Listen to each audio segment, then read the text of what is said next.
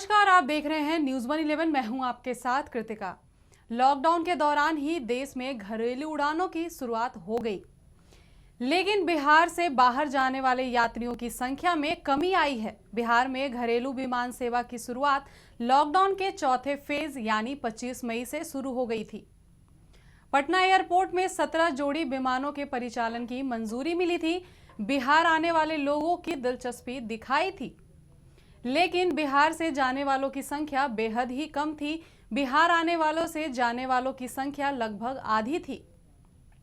शायद यही वजह थी कि जाने वाले की संख्या कम होने से विमानों के उड़ानों पर भी असर पड़ा और अभी तक वो बरकरार है। लॉकडाउन में पटना एयरपोर्ट से दिल्ली, मुंबई, बेंगलोर, अमृतसर के लिए उड़ानें शुरू हो गई थी, जबकि 28 मई से कोलकाता की उड़ानें भी शामिल हुई।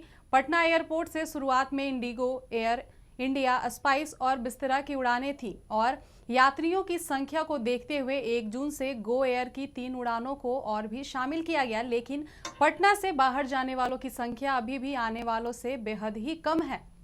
उड़ानों की बढ़ती संख्या से यह उम्मीद जताई जा रही है कि आने वाले समय में पटना से बाहर जाने वाले की संख्या बढ़ेगी। सोमवार को 16 विमान पटना पहुंचे थे और 16 विमान से पटना एयरपोर्ट से उड़ान भरी। इन विमानों से 2464 यात्री पटना पहुंचे, तो वहीं 1366 यात्री पटना से रवाना हुए। मंगलवार को पटना एयरपोर्ट पर 14 विमान पटना पहुंचे और 14 विमानों ने उड़ान भी भरी। एक विमान कैंसिल रही। इन विमानों में 2721 यात्री पटना पहुंचे थे और 1228 यात्री यहां से रवाना हुए थे। पटना एयरपोर्ट पे अब सुबह 6:30 बजे से विमान के उतरने का सिलसिला शुरू हो गया। वह रात 1:30 बजे तक जारी रहेगा, यानी रनवे अब पहले की अपेक्षा ज्यादा व्यस्त रहेगी। सामाजिक दूरी के नियमों का ख्याल रखते हुए 2 विमानों के बीच के समय का अंतराल रखा गया है।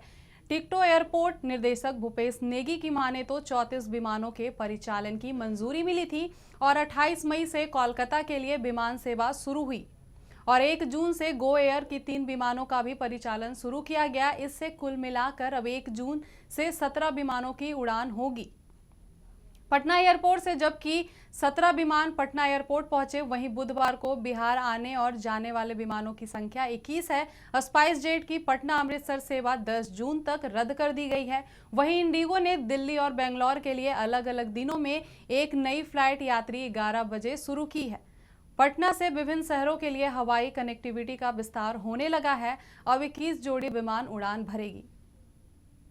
बिहार झारखंड की तमाम खबरों के लिए बने रहे न्यूज़ 111 के साथ। नमस्कार। बिहार और झारखंड की तमाम खबरों के लिए हमारे YouTube चैनल को सब्सक्राइब करें और बेल आइकन दबाना ना भूलें।